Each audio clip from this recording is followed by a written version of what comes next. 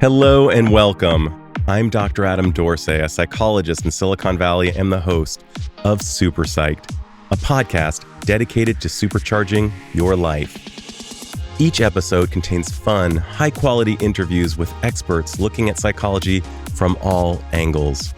SuperPsyched is your tool to get more of what you want in your life and less of what you don't. As many of you know, my book on human connection was released in October of last year. I wrote it because after providing nearly 20,000 hours of therapy to individuals and couples, I noticed one word kept coming up: connection. It was a constant theme in my office and just as present in conversations on this podcast. Yet, despite how fundamental connection is to our lives, I couldn't find a single book that explored connection in and of itself. There were books about connecting with a romantic partner, with children, or with clients, but nothing that laid out the 4 ways we connect. Even more surprising, I struggled to find a clear, solid definition of connection anywhere, not even in the dictionary. The more I thought about it, the more the topic took hold of me, and I absolutely had to write this book. What followed was a 20-month journey filled with joy, frustration, and ultimately, deep fulfillment. Since its release, I've been thrilled by the response. Readers have shared how much they enjoyed it and how it has profoundly impacted their lives. And speaking of impact, the book even won an International Impact Award. So, dear listener, I am excited to share Chapter 1 of SuperPsyched, Unleash the Power of the 4 Types of Connection and Live the Life You Love, recorded in my own voice. If you enjoy it, I hope you'll consider purchasing a copy and leaving a review on Amazon or Goodreads. It's also available on Audible if you prefer listening. And if you're looking for a speaker on the power of connection, I'd love to hear from you. I give keynotes on this topic and would be honored to speak at your company, place of worship, or club. So listen in as I read Chapter 1 of SuperPsyched, and you'll get to hear a brief foreword by New York Times bestselling author A.J. Jacobs. Dedication. To my beautiful sons, Avon and Bren, who give my life meaning and purpose. You both power me up like rocket engines under my shoes as I move through the world. And to the love of my life, my primary connection, Orion. Words fail to encapsulate all you are, so I'll keep it simple. You are everything to me. I adore you infinitely. Foreword by A.J. Jacobs. Among Dr. Adam Dorsay's many wise teachings is that gratitude is one of the keys to happiness. So let me start with some gratitude. I'm grateful that Adam reached out to me several years ago after reading a book I'd written. I'm grateful that he's invited me on his excellent podcast, SuperPsyched. I'm grateful we've become friends, and I'm grateful that I got to read this wonderful book he's written and provide a brief foreword. Thank you to Adam for this book that improved my mental health, and thanks to you, the listener, for picking it up. I hope you find it as helpful as I do. A.J. Jacobs, New York Times bestselling author of The Year of Living Biblically and The Year of Living Constitutionally. Part 1, SuperPsyched. Chapter 1, Connection is Everything. Daniel appeared to have the perfect life. While attending business school at Stanford, he met his wife. Together, they had 2 children who were killing it at school, in their chosen sports, and in other after-school activities. At work, Daniel had ascended to chief marketing officer for one of Silicon Valley's top companies, and he lived in a beautiful home in a great neighborhood. He told me, when I'm out walking the dog, I say hi enthusiastically to all my neighbors. They must think I'm the happiest person alive, but they have no idea of how miserable I am. He unpacked his misery. I work over 70 hours a week and travel more than 30% of the time.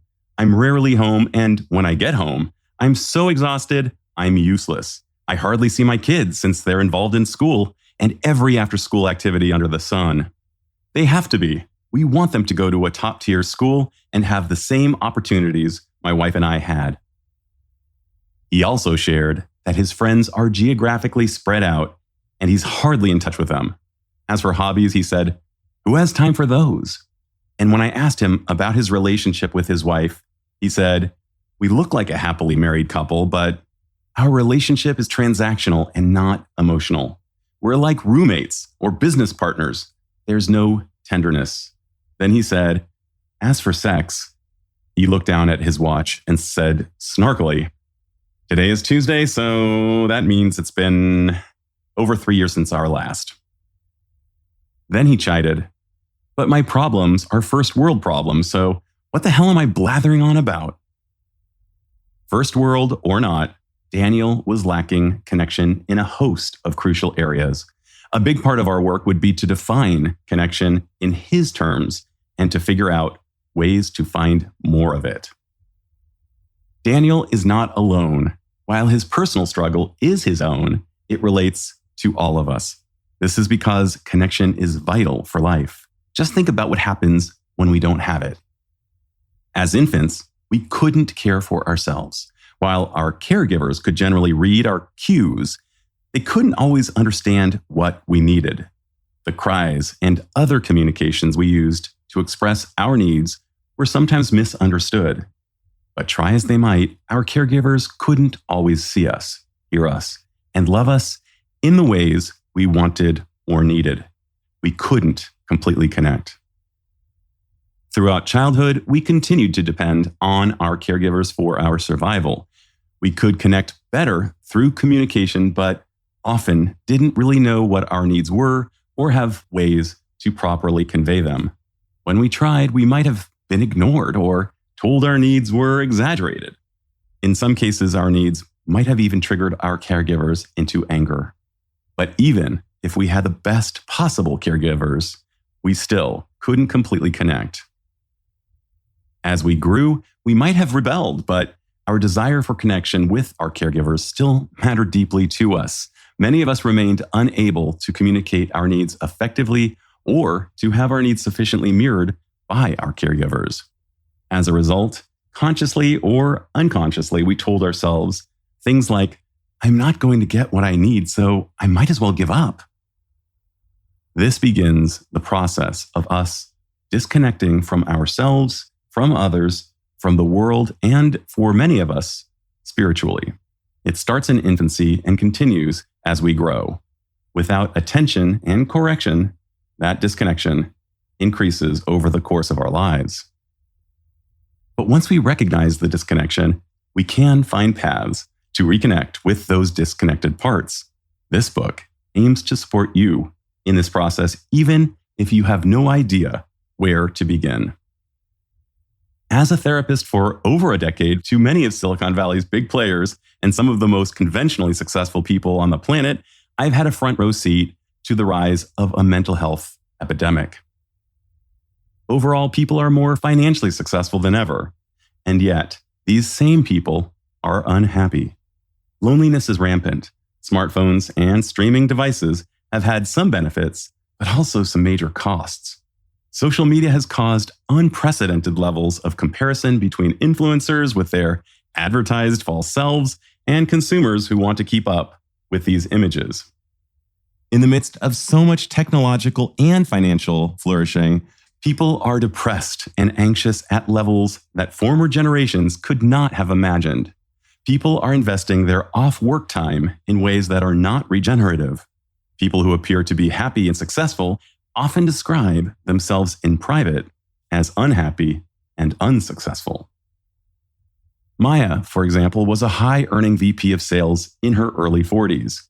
Since she was a girl, she had done everything she thought was right, putting time at her job, working her way up, and earning more and more each year. She did well for her employers. In exchange, they helped her create a prosperous life for herself and her family. She came to me with something she did not, at first, know how to express. Finally, she declared, "I absolutely hate my job." Hated it. She was good at it, but she felt like a fraud doing it.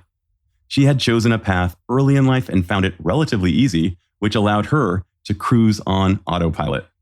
Decades later, she was so deep into her career that she believed she could not pivot and change course. She described just how unsatisfied she was with this major part of her life. She told me, "It's like I'm supposed to be a tennis player, but instead I'm playing chess. And even though I'm good at it, it's not my game." Flora was 35 and equally unhappy at work. She was a physician, something she had always dreamed of becoming. She had sacrificed everything to reach her goal. Now that she had made it, she believed that was all she was. She was Flora, the physician. It was her primary identity. Financially, it had given her stability, and she enjoyed the status of her title. But when she was off the clock, all she saw was her work. She felt bereft of any other meaning or focus. She said that in becoming a physician, she had missed out on so much of life. She sat in my office and stared off into space, not understanding how her hard work had led to such an anticlimactic and hollow victory. She wanted more from her life, but she couldn't imagine what might fill her emptiness. Janet was a 45-year-old high school English teacher. She worked hard to enter the profession, but she was burning out. "I love my subject and I love my students, but if I am off for just a second, I'll be clowned on by my students and lose credibility. I use all of my energy to be at the top of my game every period." Janet was an introvert and commented further, "When I get home, I don't want to talk to anyone. And by the time the weekend is over, I am still spent, but have to summon rocket fuel-like energy to blast through the week again." She said she had an understanding wife who gave her space to be alone until she was able to engage, but that her wife was also becoming tired of the routine. Janet felt stuck. Amir was a chief financial officer at a tech company, and he was considering retirement. He'd put in the years and had become very successful, but he was unsettled over the fact that he had never taken a company through an IPO, initial public offering, which opens investment in the company up to public investors, as CFO. He'd been part of a few successful startups, but never while being CFO. His neighbors and golf buddies had inconceivable successes with startups while playing key roles. Amir was financially savvy enough to know he could easily retire, leave money to his children, and still enjoy life. He had an adoring wife, and she was itching for him to retire so they could travel and have the post-kids-at-home fun they had always dreamed of. Yet he felt stuck and empty. He believed the only way to fill that emptiness was with an IPO like the ones his fellow C-level golf buddies had experienced.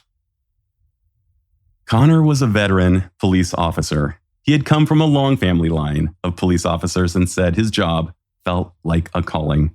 He had the utmost respect for the job and for and from his peers.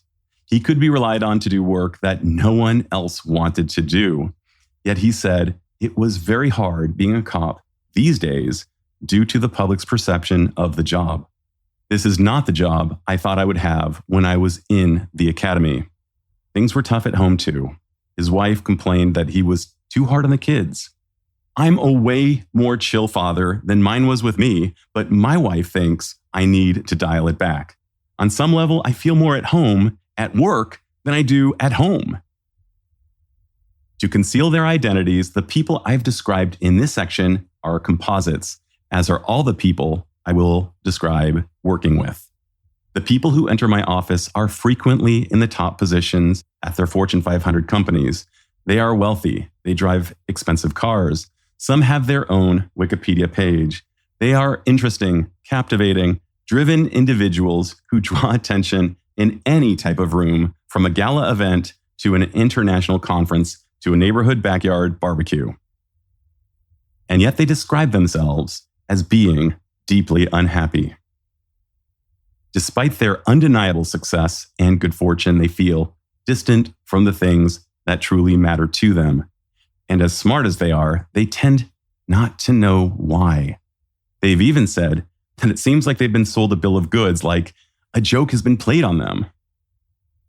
Listening to someone who pulled up in a Lamborghini tell me they don't know how to hug their kids because they were never hugged themselves makes me wonder, why spend all that time and energy to pay for something that, while pretty cool, I'll admit, does not make you happy? The Daniels, Mayas, Floras, Janets, Amirs, and Connors of the world are everywhere. You may be one of them or identify with parts of their stories. But what does all of this mean? And how does it relate to each one of us, regardless of where we stand on the financial or career hierarchy? This book aims to answer these questions as well. My time in the therapist's chair hasn't just been with the wealthy and successful. I have also spent many hours with adolescent gang members, immigrants who are survivors of torture, and elderly individuals in a geriatric hospital. Many of them report the same tough-to-articulate sense of discontentment. As you may have guessed by now, my one-word antidote to this sense of lack of fulfillment in life is connection. Life is about connection, deep connection with ourselves, others, and the world. And it's something our society at large is sorely lacking. Research shows that a third of US adults 45 and older feel lonely, and about a quarter of adults 65 and older are socially isolated. A little over 10% of teens and young adults are fully disconnected from real-world social life, meaning they are not in school or working. COVID did not make things easier. According to the Stress in America series put out by the American Psychological Association, these numbers have increased dramatically because of the pandemic and forced us all further into what Wharton organizational psychologist and mega best-selling author Adam Grant described as a constant state of languishing, a sense of stagnation and emptiness. Many of the people I work with suffer from what is called alexithymia. Alexithymia is a psychological phenomenon sometimes referred to as emotional blindness that occurs when a person has difficulty recognizing, expressing, or describing their emotions. It leads to all kinds of other disconnections from oneself, others, and the world, including low self-esteem, low levels of imagination, low levels of affection toward others, and a general lack of interest in forming relationships with others. A lot of what I do with the people I work with is help them identify what they are feeling and how to best express these feelings. This may sound unappealing to some listeners. However, it's been my experience that it's easier for most to do than they fear it will be. Furthermore, I've seen that people tend to enjoy the process as well as the outcomes, and their relationships usually improve with this skill. For those who experience alexithymia, improving the identification and expression of feelings is a crucial starting point. We cannot truly feel connected to ourselves, others, and the world without it. We mental health practitioners have a large reference book called the DSM-5-TR, or Diagnostic and Statistical Manual of Mental Disorders. This book lists all mental disorders from anxiety disorders to mood disorders to every other known mental health diagnosis. If you open this book detailing the collective problems of the human experience and read through it line by line, you'll notice something. Many diagnoses in the DSM contain a form of disconnection. Depression can bring disconnection from the present due to ruminating on the past. Anxiety can bring disconnection from the present as a result of worrying about the future. Trauma can disconnect us from the present when flashbacks and memories take us to the past. Trauma can also bring on dissociation, what can be described as a mental escape when physical escape is not possible, or when a person is so emotionally overwhelmed that they cannot cope any longer. These dissociative states can linger indefinitely. As for serious mental illness like psychosis, it can be characterized by a disconnection or a break from reality itself. And yet, despite its absence, connection is generally not well defined or talked about as a goal in and of itself. The 4 types of connection. I believe that most people think about connection in terms of conversations with their favorite family members or friends, a date night with their significant other, or a phone call or video chat with a long-lost friend. General definitions of connection tend to be limited as well. For example, Wikipedia defines connection as when two things are put together. This can either be a real connection, like a chain linking two objects, or you can use the word in a figurative way. You might talk about a train connection between two cities and mean the train system running between them. These are great and important definitions of connection, but the universe of connection encompasses much, much more. I define connection pretty broadly. This is the definition I'll use throughout this book.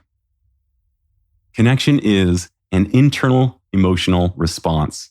It is life force. It can be the quality of a relationship between two or more people or groups, but it also includes how a person relates to themselves in an authentic sense. Connection is often physical, but it can also be conceptual or symbolic. Describing it as magnetic or electric captures this range of sensibilities. It can include how we relate to art or work or some form of activity. True connection enables vitality and or safety. It can be what we refer to as love in its many forms. It can include how we relate to nature, and for some, it can be an expression of a relationship with a higher power. It is central to human life and the natural world. A few real-life examples of connection, as I define it, include when we talk about something or someone we love and our face lights up, or when we make a statement we know deep down is true, or when we are engaged in an activity that energizes us even as we exert mental or physical energy, or when we experience the beauty of a place like Yosemite or the Grand Canyon and the amazement we feel opens our bodies and minds to something far greater than ourselves. There's a spectrum of need for every connection we'll cover in this book. An example of this is my dad, who could go his whole life without petting an animal. My need to connect with animals is so strong I can barely last a day. I know religious people from all faiths who need to feel a strong connection to God. Others I know feel nothing of the sort. Regarding a significant other, my relationship with my wife is the most important in my life, but I know others who have expressed no desire or need for a significant other at all. It turns out we all need a different connection prescription. For instance, you've probably heard there's a recommended dietary allowance for vitamin C that supposedly we should all take, but that number isn't really the same for all of us. It's based on an average. In reality, each person's vitamin C requirement falls in a different place along a spectrum. It depends on your body. Similarly, if I were to impose my connection needs onto my wife or my children, insisting this was the only way to connect, they'd rightfully resent me because it wouldn't fulfill them. Think about someone in your own life who might have different connection needs from you.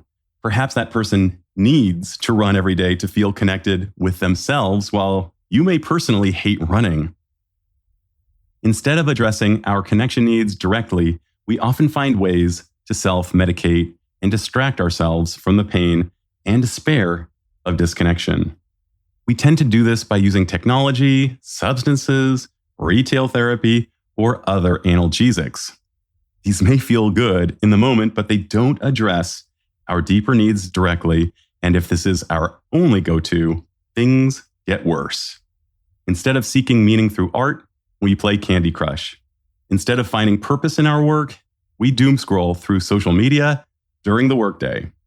In the evening, instead of strengthening our relationship with our significant other, we may crack open a bottle of something with alcohol, and with a 24/7 shopping mall on our phones, we may engage in an all-encompassing research project on the next best thing to buy. In other words, to treat the pain we feel from our lack of connection, we disconnect further. This disconnection habit tends to create a snowball effect over time. Unwittingly, we push life away. But if we are ever going to find meaning or happiness, we need to understand that what we are doing isn't working. That beer may have hit the spot in the moment.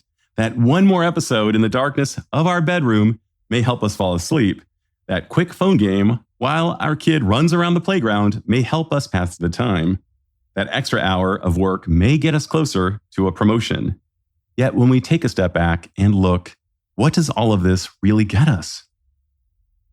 I want to be clear. I absolutely love doing these things, and there are times and places for these activities. I'm not recommending becoming a monk unless that's your chosen path.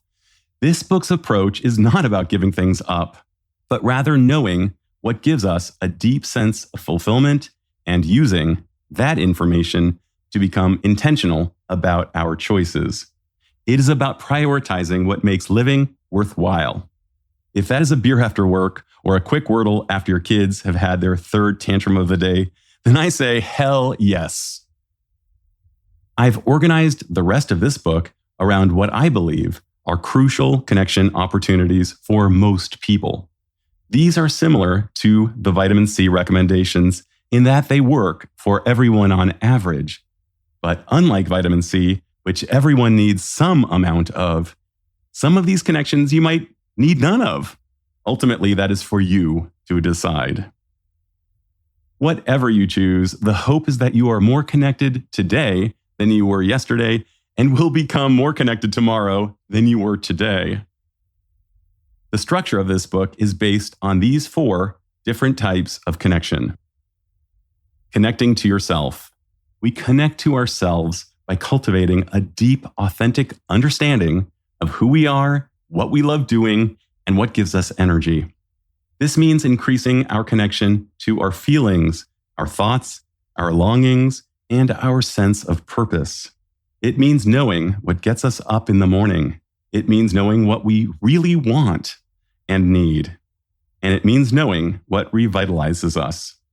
These can include understanding our innate interests, our desires, our mental health needs, and our physical needs. This is our birthright and the starting point for all other connections. Connecting to others. We connect to others by being genuinely engaged in an exchange of energy with the people in our lives.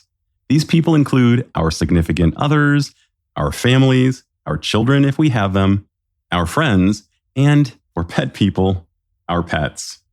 These can also include the so-called extras in the movies of our lives, such as colleagues, neighbors, doctors, and other acquaintances. Connecting to the world. Imagine 3 concentric circles. Connecting to ourselves is the innermost circle. The next circle symbolizes connecting to others. And the third circle signifies connecting to the world. These connections to the world include, but are not limited to, how we relate to our work, to nature, and to art. Connecting to the world can include social causes that are important to us and can also include connections to our ancestry and culture. Connecting to something greater. This book takes no theological position, but recognizes that connection for many people involves the spiritual or a relationship to a higher power. This form of connection is very personal and may show up in various contexts. It tends to be experienced from within and can move in an outward direction within a community, nature, one's family, or in a multitude of other ways. Because the possibilities are vast, this form of connection warrants its own section. I recommend you choose 1 to 3 actions from each form of connection that can make you feel more alive. It could be building pillow forts with your kids. It could be crafting that perfect cup of coffee. It could be tantric sex with your partner. It could be geeking out on training your dog. It could be finding the best hiking spots. I can't tell you what it is because it's so personal and I'm not you, but I'm asking that you go headfirst into whatever you choose. For example, my client Mindy was a new mom, and a serious live music fan. She expressed grief about not getting to see live music performances as she had before motherhood. To fill the space of this missing piece in her life, she began a regular ritual of dimming the lights, playing recordings of live music, and dancing. That was enough for her until she could attend live shows more frequently. Finding this form of connection to herself improved this part of her life dramatically. I recommend you follow Mindy's example by finding your own meaningful activities. I hope this book inspires your thinking and provides insight that will lead to greater courage and behavior change. Or perhaps the sequence will be the opposite. Your courageous behavior change will inspire thinking and insight. SuperPsyched, being fully alive. Ferris Bueller was right. Life moves pretty fast. So was Paulo Coelho when he said, "One day you will wake up and there will be no more time to do the things you have always dreamed of. Do them now." The best question I can come up with to address these ideas is this: what does it take to be most alive while we are living? In response, I went for the phrase SuperPsyched. My definition of SuperPsyched is being truly alive, but it absolutely does not mean being happy and up all the time. This book isn't peddling toxic positivity. That's unrealistic, and as the word toxic implies, it would be a reckless and unhealthy target. If there's a single target this book aims at, it is to discover how to feel truly alive while we're alive. SuperPsyched also means being connected to our psyches, to each other, and to the world. It means feeling vital with our aliveness and in full color, whether we're happy, sad, excited, joyous, brokenhearted, or in awe. It includes what the great Viennese psychiatrist Viktor Frankl called tragic optimism in his landmark book, Man's Search for Meaning, the ability to maintain hope and find meaning in life despite its inescapable pain, loss, and suffering. We can appreciate life by knowing more about it in all of its shades. By knowing the dark, we can better know the light when it shows up. By knowing the bitter cold, we have a more powerful reference point to experience warmth. Having these ideas front of mind allows us to be connected to ourselves, connected to what makes us truly us, and appreciative of those things that make others who they are. Doing this requires being conscious and intentional. To be truly connected means to choose thoughtfully what to connect with, and just as importantly, what to disconnect from. I frequently think about a point Harvard professor Daniel Gilbert raised in his book, Stumbling on Happiness. He says that we humans are the only animals that can imagine a future. But despite this distinguishing and miraculous ability, we are very bad at predicting what will make us happy. With that in mind, many of us may be hesitant to engage in such prediction in the first place. But research in positive psychology has provided an excellent roadmap to help us.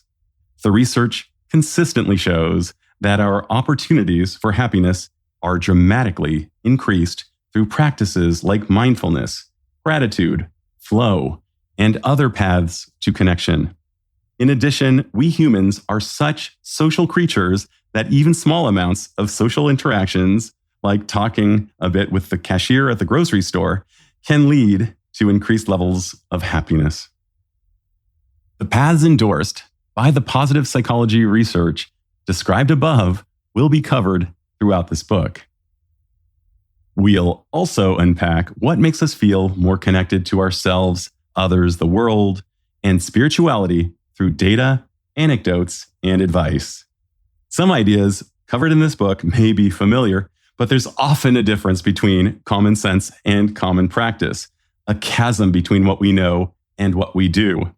This means going beyond merely knowing that we need to connect. It means doing something about it. In many ways, this is more of a where-to than a how-to book. It's a where-to in that it doesn't present a simple solution or a recipe. Instead, this book is more like an atlas with a greater focus on outlining resources where we can look to find greater connection. Regardless if we are willing to be open and honest with ourselves as well, each of us may find a life of greater connection. Each person's takeaway and to-do lists will be unique. This is particularly true because each of us has our own connection formula, a set of activities that recharge our life force and allow us to feel truly alive. The purpose of this book is to help you discover yours. I imagine the connection formula for each of Earth's 8 billion inhabitants is unique. This means that no book, let alone this one, could possibly be a one-size-fits-all guide. But if you are willing to seek the connection formula that fuels you and to work toward creating it, I can offer you the required tools for assembly and enjoyment of the benefits. I have seen it happen so many times before. You can make that change too. But before we get into how, we need to understand a bit better what keeps us from living a super psyched life. That's what this next chapter is about. This is Dr. Adam Dorsay thanking you for listening to Super Psyched. If you know anyone who might like it or who might benefit from listening, share it. And if you like the episode, please hit subscribe.